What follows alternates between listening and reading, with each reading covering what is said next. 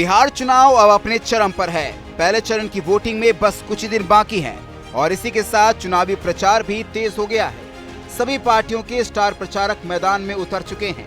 इसी कड़ी में उत्तर प्रदेश के मुख्यमंत्री योगी आदित्यनाथ ने शुक्रवार को बिहार के सिवान और वैशाली की सभाओं में एनडीए उम्मीदवारों के लिए वोट मांगे। सिवान की रैली में योगी का अंदाज हमेशा की तरह सख्त दिखा। उन्होंने बिना नाम लिए एक खानदानी माफिया पर सीधा निशाना साधा, जो उनके मुताबिक फिर से क्षेत्र पर कब्जा जमाने की कोशिश कर रहा है। योगी ने कहा कि रघुनाथपुर में एक खानदानी माफिया चुनाव में उतरकर फिर से अपनी जड़ें फैलाना चाहता है, लेकिन बिहार की जनता ये तय करेगी कि अब कोई मारीच या सुबाहु सिर न उठा सके। उत्तर प्रदेश के अंदर हर पेशेवर अपराधी और माफिया समाजवादी पार्टी का शागिर्द है, ऐसे ही बिहार के अंदर भी हर पेशेवर माफिया और अपराधी आरजेडी और कांग्रेस का शागिर्द है। इनको पनपने नहीं देना है, कतई पनपने नहीं देना है, आगे नहीं बढ़ने देना है, क्योंकि आप इनको जब भी आगे बढ़ने का अवसर देंगे, बहनों और भाइयों, ये गरीब के हक पे डकैती डालेंगे।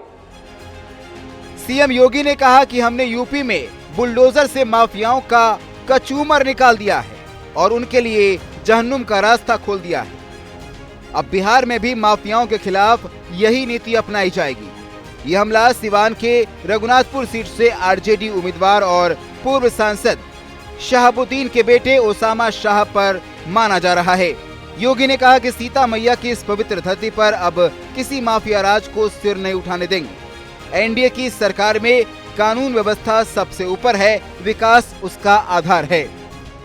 चुनावी रैली में जनता का समर्थन किस रूप में प्राप्त होता है, क्योंकि कमल तो कीचड़ में ही खिलता है और आपकी उपस्थिति बताती है।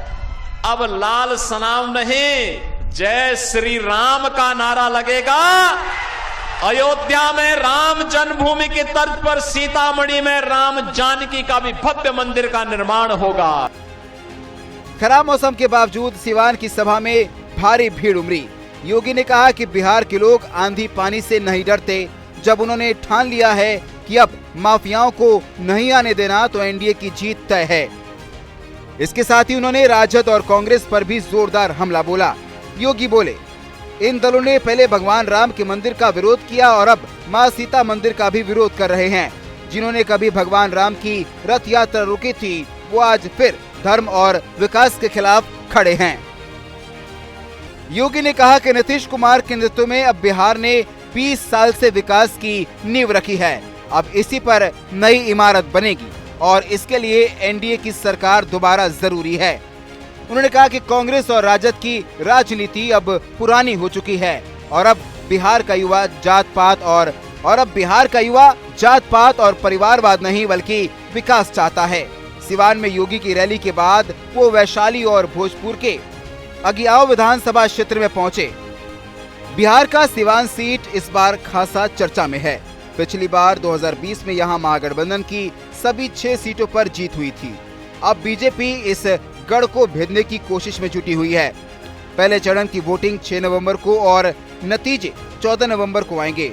अब देखना होगा कि योगी की ये बुलडोजर गर्जना एनडीए के लिए जीत का रास्ता बनती है या सिवान में लालू यादव का किला फिर कायम रहता है।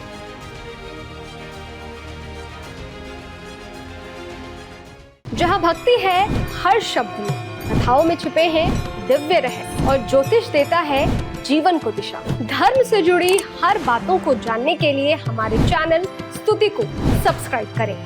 चैनल पर जाने के लिए इस लिंक पर क्लिक करें।